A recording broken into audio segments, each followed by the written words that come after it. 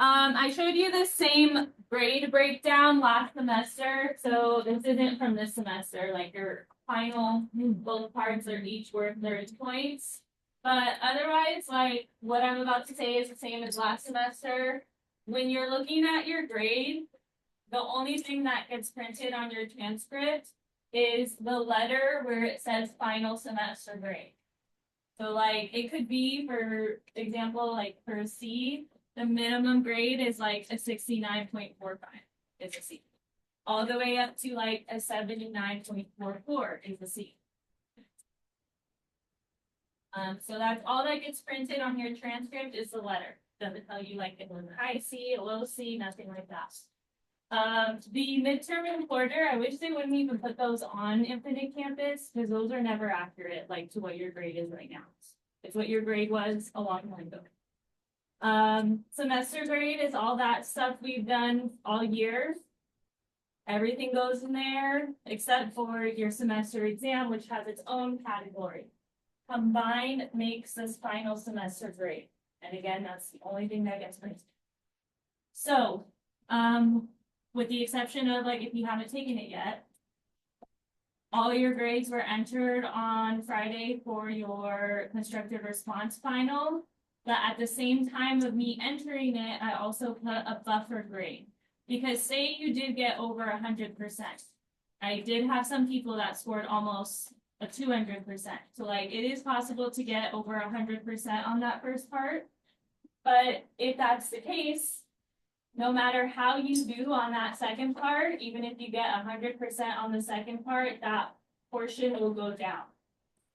So I did not want anyone to have any false expectations about their grades in here and think like, oh, I'm good, I don't need to do any more work because I already have the letter grade I want.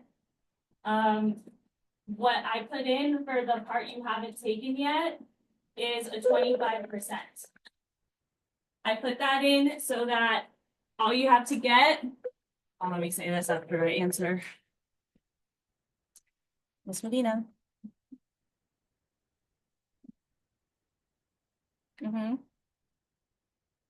Yes. Okay, bye. Lana, remind me to send you somewhere in a minute.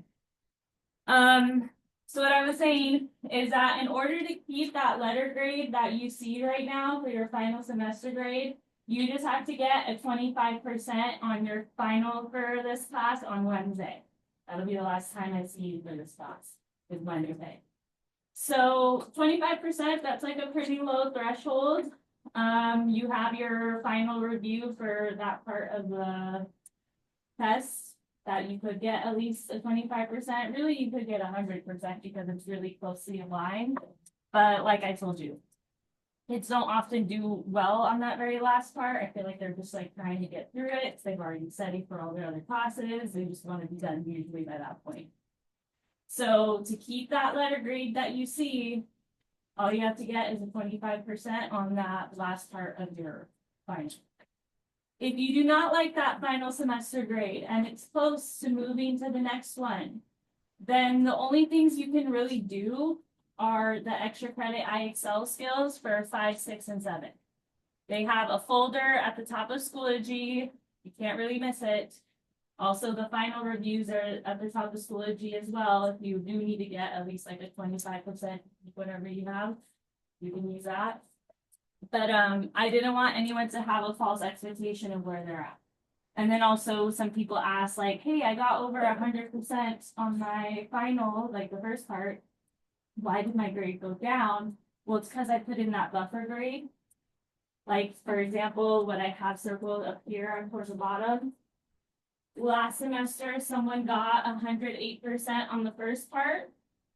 And then I put in the buffer grade, which it said that for that whole category, it's a 70% for that part.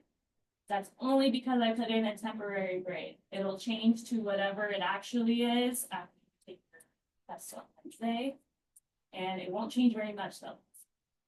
Go up a little bit, go down a little bit, but like I wanted to give you a real picture of where you're at. So any questions on that? Now for your final review, you have the quiz is, it's almost like a Kahoot, but more independent. you have that as your final review, and then you have another like green puzzle piece that is extra credit, and like it's different every time you do that one. For the quizzes, I'm not necessarily like putting a missing if you don't do it. So it's all on you. Like, do you care about your grade? Do you not? Does it matter how you do on that? Or does it not matter?